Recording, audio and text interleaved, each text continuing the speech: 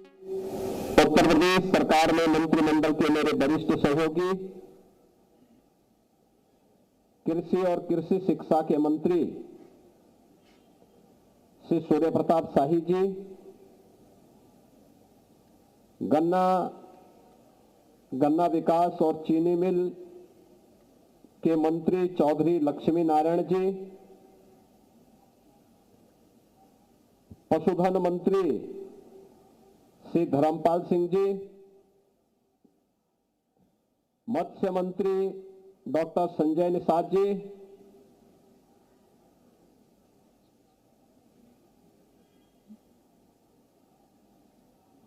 प्रदेश के व्यावसायिक शिक्षा विभाग के मंत्री श्री कपिल देव अग्रवाल जी, विज्ञान और प्रौद्योगिकी विभाग के मंत्री श्री अनिल कुमार जी, राज्य मंत्री स्वतंत्र प्रभार उद्यान श्री दिनेश प्रताप सिंह जी, कृषि और कृषि शिक्षा विभाग के राज्य मंत्री श्री बलदेव सिंह ओलख जी, उत्तर प्रदेश गौ सेवा आयोग के अध्यक्ष श्री श्याम बिहारी गुप्ता जी, माननीय विधायकगण, आरएलडी के विधानमंडल दल के नेता श्री राजपाल बालियान जी, डॉक्टर अजय कुमार जी, प्रसन्न चौधरी जी, श्री मदन भैया जी, अशरफ अली जी, गुलाम मोहम्मद जी, मिथिलेश पाल जी, प्रदीप सिंह गुड्डू जी, योगेश नोहवार जी, आज के इस कार्यक्रम में उपस्थित कृषि विभाग के हमारे सभी अधिकारीगण, प्रदेश भर से आए हुए हमारे सभी अन्नदाता किसान बहनों और भाइयों, मैं सबसे पहले किसान दिवस के अवसर पर भारत माता के महान सपूत, महान स्वतंत्रता संग्राम सेनानी, भारत के अन्नदाता किसानों के लिए जिनका पूरा जीवन समर्पित था, यानी किसानों के मसीहा के रूप में जिनकी ख्याति पूरे भारत में थी, ऐसे भारत रत्न पूर्व प्रधानमंत्री चौधरी चरण सिंह जी की स्मृति को नमन करते हुए उत्तर प्रदेश सरकार और उत्तर प्रदेश के वासियों की ओर से उनके इस पावन जयंती के अवसर पर उन्हें विनम्र श्रद्धांजलि अर्पित करता हूं। मैं इस अवसर पर आप सभी अन्नदाता किसान बहनों और भाइयों का भी हृदय से अभिनंदन करता हूं। इस भीषण शीतलहरी में आप सभी लोग आए और यहां पर किसानों के प्रणेता चौधरी साहब की स्मृति को आप लोगों ने आज यहां पर और भी जीवंत बनाने का कार्य किया है। मैं इसके लिए आपका हृदय से अभिनंदन करता हूं। हम लोग जब यहां पर आए थे, हम लोगों ने चौधरी साहब के इस भव्य प्रतिमा पर पुष्पांजलि करने के साथ ही यहां के प्रदेश के अन्नदाता किसानों को किसान समृद्धि योजना के अंतर्गत ट्रैक्टर वितरण के कार्य किए। ऐसे 25 किसानों को जब दे रहा था मैं, उनके चेहरे की चमक, और कुछ तो अपने परिवार के साथ आए थे, कोई किसान अपनी मां को, कोई अपनी पत्नी को लेकर के ट्रैक्टर में बिठा के जा रहा है। ये होती है किसान की ताकत। उसके लिए सर्दी गर्मी की परवाह के बगैर जो पसीना बहाता है, इस सर्दी को अपनी हड्डियों और अपनी अस्थियों में समाहित करके अपनी ऊर्जा का प्रवाह इस धरती माता के साथ करता है, तो तब यही हमारी खेती अन्न उत्पादन के रूप में सोना उगलने का काम करती है। हमारे अन्नदाता किसानों ने अपनी मेहनत से उत्तर प्रदेश के अंदर जो प्रगति की है वह आप सबके सामने है। बहनों और भाइयों, किसान भी सरकार के एजेंडे का हिस्सा बन सकता है। ये पहली बार देखने को मिला है जब 2014 में देश के यशस्वी प्रधानमंत्री नरेंद्र मोदी जी ने देश की बागडोर संभाली थी। मोदी जी का यशस्वी नेतृत्व, आप याद करिए ना, वैदिक कालखंड से हम धरती माता के प्रति आग्रही रहे हैं। हमारा वैदिक उद्घोष रहा है, माता भूमि पुत्रोहम पृथिव्या, यानी धरती हमारी माता है, हम सब इसके पुत्र हैं। एक पुत्र का दायित्व क्या बनता है?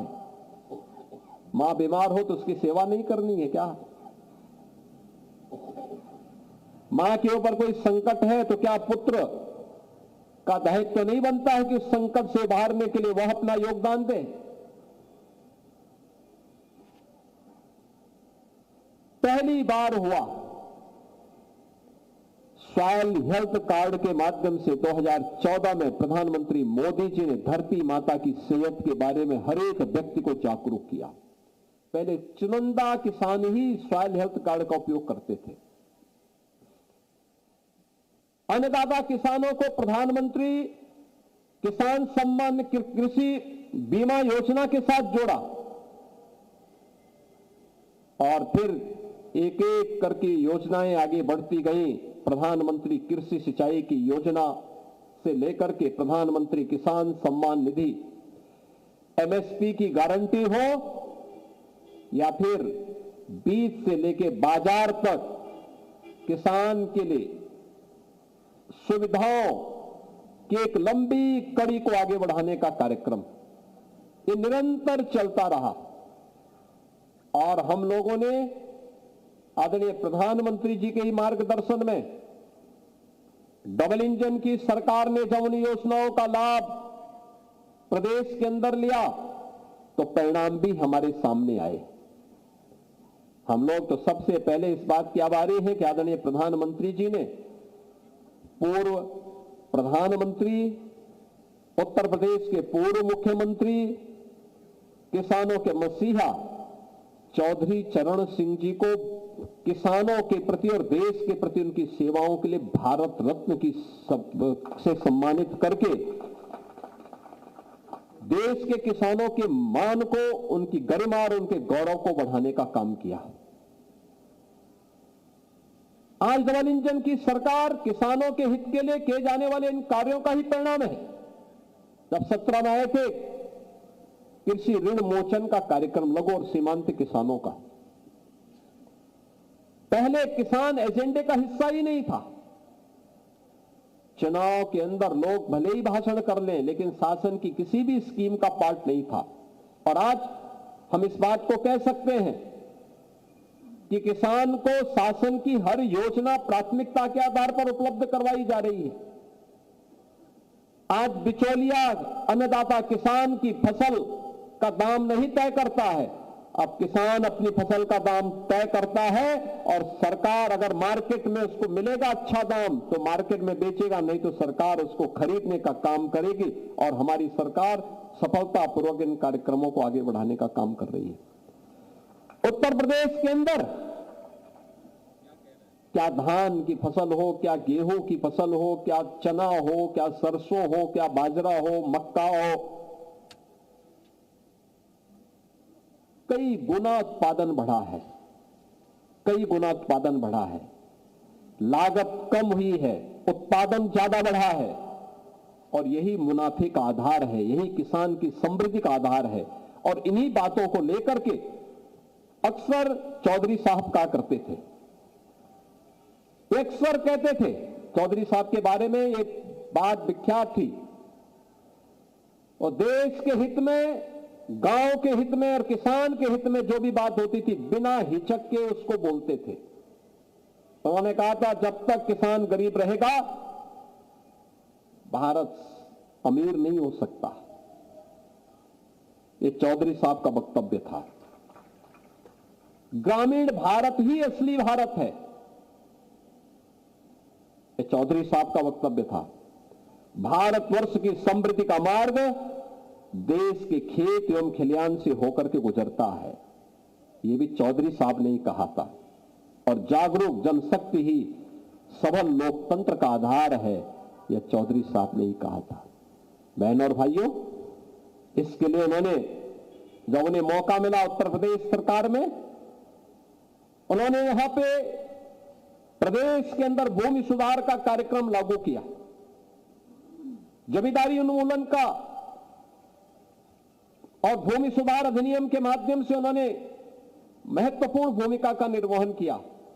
बिचौलियों द्वारा किसानों के शोषण को बंद करवाने के लिए मंडी अधिनियम पारित करवाया।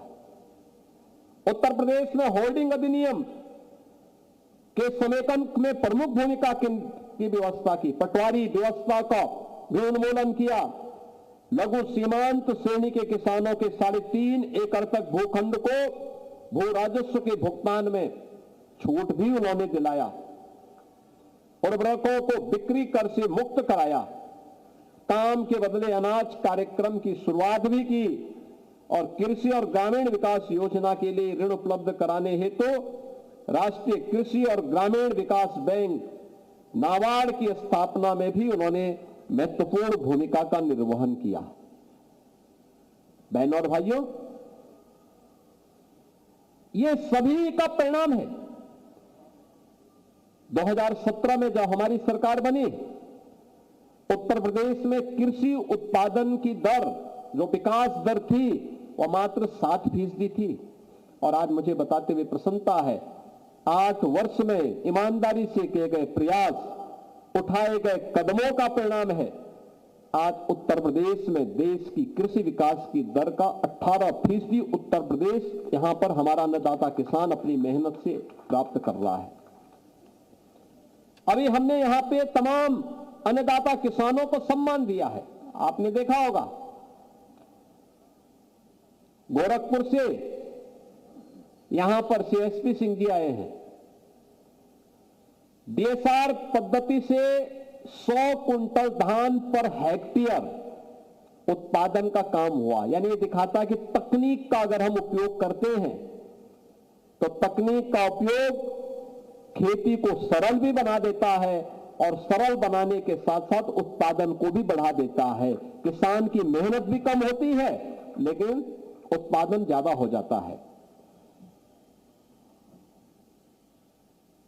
आपने देखा होगा, ऐसे ही श्री वीरेंद्र कुमार सिंह गेहूं में इन्हें प्रथम स्थान प्राप्त हुआ। आशीष तिवारी चना में प्रथम स्थान प्राप्त हुआ। श्री रामकिशन मटर में प्रथम स्थान, हीरालाल सरसों में प्रथम स्थान, श्री रणवीर सिंह अरहर में प्रथम स्थान, अमरेश कुमार ज्वार में प्रथम स्थान, कुलदीप मिश्रा ये गोंडा का FPO है, इन्हें प्रथम स्थान, श्रीमती संध्या सिंह इन्हें FPO में विशिष्ट महिला के रूप में इन्हें सम्मानित किया गया और जया सीड प्रोड्यूसर के रूप में काशी से FPO के रूप में इन्हें भी यहां सम्मानित किया गया है। आधुनिक खेती के लिए विकास सिंह जी को और वैज्ञानिक के रूप में कृषि विज्ञान केंद्र उन्नाव के डॉक्टर धीरेन्द्र तिवारी को यहां पर आज सम्मानित करने का काम हुआ है। मैं इन सभी अन्नदाता किसानों का या कृषि के क्षेत्र में नवाचार के लिए जिन्होंने लगातार प्रयास किए हैं, आज उन्हें यहां सम्मानित किया गया। मैं इन सबका हृदय से अभिनंदन करता हूं, स्वागत करता हूं। बहनों और भाइयों, आज हम देखते हैं, आपने देखा होगा 1996 से 2017 तक 21-22 वर्षों में अन्नदाता किसानों को जितना गन्ना मूल्य का भुगतान नहीं हुआ था, हमने मात्र 8 वर्ष में उससे भी ज्यादा लगभग 75,000 करोड़, उससे भी अधिक धनराशि हमने अन्नदाता किसानों के खाते में डाला है। आज आप देख रहे होंगे उत्तर प्रदेश के अंदर किसान समृद्धि की ओर अग्रसर हुआ है। और अभी हाल ही में हम लोगों ने कहा कि भाई हर बार ये मांग होती है गन्ना का दाम बढ़ाया जाए, पैसा बढ़ता 5 रुपया 7 रुपया। हमने कहा एक साथ इतना पैसा बढ़ाओ कि सबका मुंह बंद हो जाए। 400 रुपए हम लोगों ने, जितने भी हमारे आरएलडी के विधायकगण हैं, रोज मुझे घेरते थे। और जब से बढ़ाया गया है तब तो खुश तो है लेकिन बोलते नहीं है।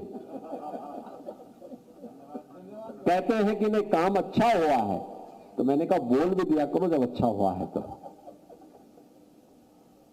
तो उसी में अब मुझे अच्छा लगता है, किसान खुश है, मेहनत कर रहा है, लेकिन हमें तकनीक अपनानी पड़ेगी, अच्छी तकनीक अपनानी पड़ेगी। याद रखना, ये जो किसान नई तकनीक से अच्छी क्वालिटी के बीज से कम लागत में अच्छा उत्पादन कर रहे हैं और उत्तर प्रदेश का नाम भी रोशन कर रहे हैं, इसलिए क्योंकि उन्होंने तकनीक पर ध्यान दिया, अच्छे सीड पर ध्यान दिया। हमारे वैज्ञानिकों को इस दिशा में कार्य करना होगा। सौभाग्य से पिछले 8 वर्ष में डबल इंजन की सरकार ने 20 नए कृषि विज्ञान केंद्र स्थापित किए हैं भारत सरकार के सहयोग से। अब हमारे पास 89 कृषि विज्ञान केंद्र काम कर रहे हैं। 9 क्लाइमेटिक जोन में इतने कृषि विज्ञान केंद्र किसी राज्य के पास नहीं है। सेंटर ऑफ एक्सीलेंस विकसित किए जा रहे हैं। अच्छा प्रयास हुआ है। कृषि विभाग इस दिशा में लगातार कार्य कर रहा है। हमारे तीनों मंत्री स्वयं किसान हैं। शाही जी भी देवरिया के किसान हैं। सरदार बलदेव सिंह ओलख यूपी और उत्तराखंड दोनों के किसान हैं। चौधरी लक्ष्मी नारायण जी स्वयं किसान हैं।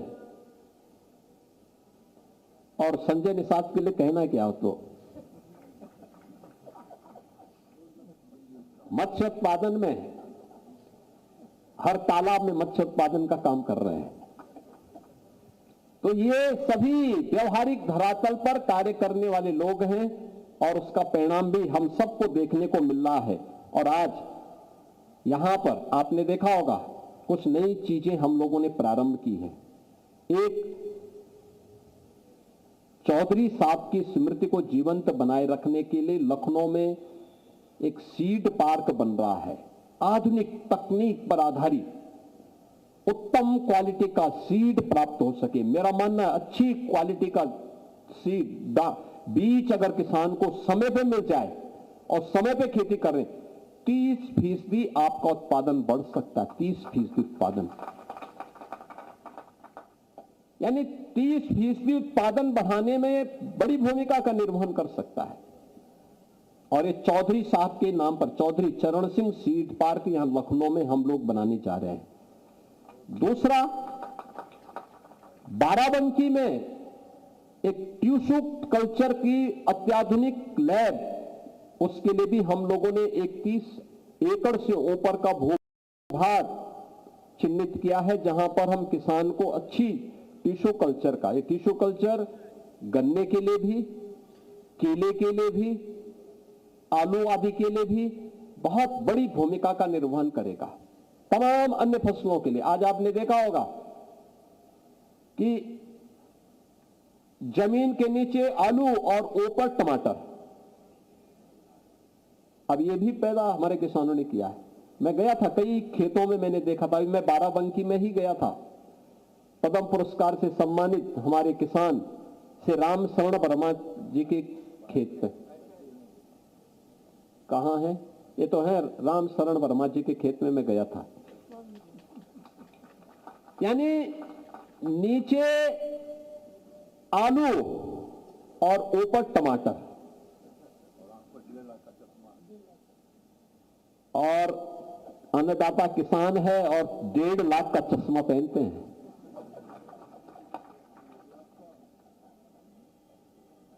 यानी मेहनत करते हैं तो अपनी मेहनत से उसका बेहतर उपयोग भी कर लेते हैं। प्रशिक्षण, हर एक किसान को प्रशिक्षित करते हैं। कोई भी जाता है दिखाते हैं। इस बार हम लोगों ने किसान पाठशाला वहीं लगाई थी। कुछ प्रयास तो करने पड़ेंगे और इसीलिए सरकार ने कुछ निर्णय लिए। टिश्यू कल्चर की लैब होनी चाहिए और वो हम बाराबंकी, क्योंकि बाराबंकी के हमारे किसानों ने बहुत मेहनत की है। गन्ना किसानों के उसमें भी हमारे कुछ किसानों ने बहुत अच्छी मेहनत की है। Shahjahanpur, Lakhimpur Kheri, Bahraich 1,000 quintal per hectare में इन्होंने उत्पादन करने का एक नया रिकॉर्ड बनाया है। और मैं कृषि विभाग से और गन्ना विभाग से कहूंगा, इनके खेत में जाकर के अन्नदाता किसानों को ले जाकर के उनकी तकनीक को हर एक अन्नदाता किसान तक पहुंचाने की आवश्यकता है। किसान समृद्ध होगा तब जब उन्हें तकनीक देंगे, अच्छा बीज देंगे, समय पे बीज देंगे, समय पे खाद की उपलब्धता करवाएंगे। और मैं एक अपील जरूर करूंगा, प्राकृतिक खेती जिसके बारे में प्रधानमंत्री जी का विशेष रुचि है, अगर कैंसर से बचाना है, किडनी खराब होने से बचाना है, लीवर खराब होने से बचाना है, बीमारियों से बचाना है, तो नेचुरल फार्मिंग, प्राकृतिक खेती उसका एकमात्र साधन है। हमें उस दिशा में नए प्रयास को करना होगा। और एक आप अपने खेत में आप उस नवाचार को आगे बढ़ाने में बड़ी भूमिका का निर्वहन कर सकते हैं। केंद्र और राज्य सरकार आपको सहयोग करने के लिए तैयार है। हम लोग उसमें आपके साथ खड़े हैं और इसीलिए हम लोगों ने प्रदेश के अंदर ये व्यवस्था की। वह व्यवस्था है 2 प्रकार की थी। एक, निजी ट्यूबवेल को पहले बिजली के महंगे बिल देने होते थे। हमने 16 लाख निजी ट्यूबवेल से जुड़े हुए जितने भी हमारे अन्नदाता किसान थे, इनके ट्यूबवेल के ऋण को पूरी तरह माफ कर दिया है। राज्य सरकार उसका भुगतान करती है। हर वर्ष हम लोग लगभग 2,500 से 3,000 करोड़ रुपए पावर कारपोरेशन के इस पैसे को देते हैं। उसका पावर कारपोरेशन फ्री में बिजली नहीं देती, उसका भुगतान राज्य सरकार कर रही है। 3600 करोड़ इसमें जा रहा है हमारा, अन्नदाता किसान की खुशहाली हो इसके लिए।